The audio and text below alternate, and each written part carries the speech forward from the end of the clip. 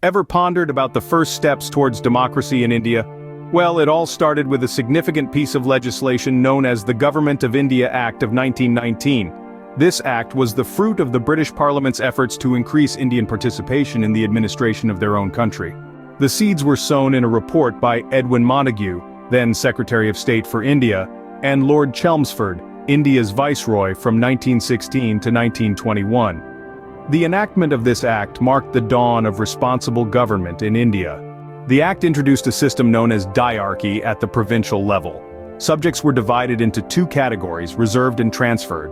The governor, along with his executive councillors, managed reserved subjects such as law and order, irrigation, finance, and land revenue.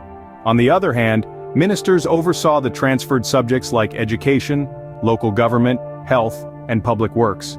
These ministers were accountable to the people who elected them through the legislature. Speaking of the legislature, the act expanded the size of the provincial legislative assemblies. Approximately 70% of the members were now elected. There were communal and class electorates, and even some women were granted the right to vote. However, the governor's approval was required to pass any bill. He also held veto power and could issue ordinances.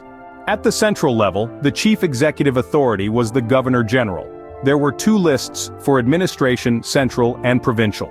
The provincial list was under the provinces while the center took care of the central list. The Viceroy's Executive Council consisted of 8 members, 3 of whom were to be Indian members. The Governor-General had the power to issue ordinances and certify bills rejected by the central legislature. The Government of India Act 1919 was indeed a landmark in India's constitutional history. It laid the groundwork for the country's future democratic system and marked the beginning of the gradual transition from British rule to self-governance. However, it was not without its shortcomings. These limitations eventually led to its replacement by the Government of India Act 1935. So, in a nutshell, the Government of India Act 1919 introduced a dual form of government, expanded the size of the provincial legislative assemblies, and increased Indian representation in the administration.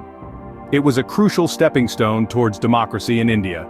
Although it had its flaws, its impact on India's constitutional development is undeniable.